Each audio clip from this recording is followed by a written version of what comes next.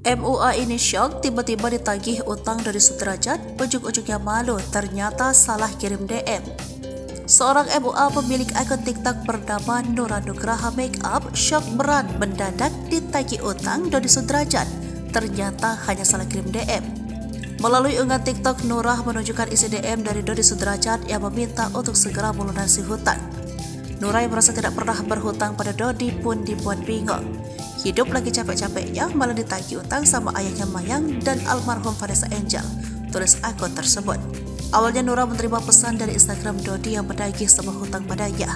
Isi pesan Dodi itu bahkan memberikan sindiran kepada Nurah, disebut-sebut sudah memblokir WhatsApp dan IG-nya. Dodi marah karena orang yang ditagih itu disebut sengaja menghilang dan lost kontak.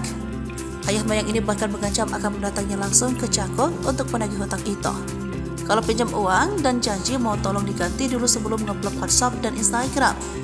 Mau ngumpet di mana juga bakal ketemu. Apa harus didatangi ke rumah nih di Cakung, tulis Dodi Sudrajat. Merasa tidak kenal, Nurah pun langsung membalas DM dari Dodi Sudrajat. Dia mengaku tidak pernah meminjam sepeser pun uang kepada ayah almarhum Vanessa Angel tersebut.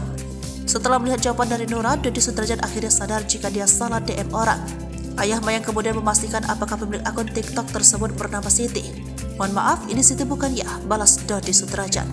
Mengetahui Dodi Sudrajat salah DM orang, Nurah langsung menjelaskan siapa dirinya.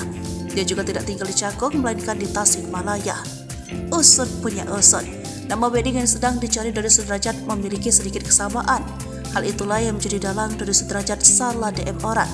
Bukan Pak, nama saya Nurah Pak, orang Tasik. Oh, nama weddingnya soalnya sama.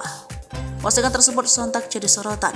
Banyak netizen yang dibuat giling kepala kepada tingkah lucu Dodi Sudrajat.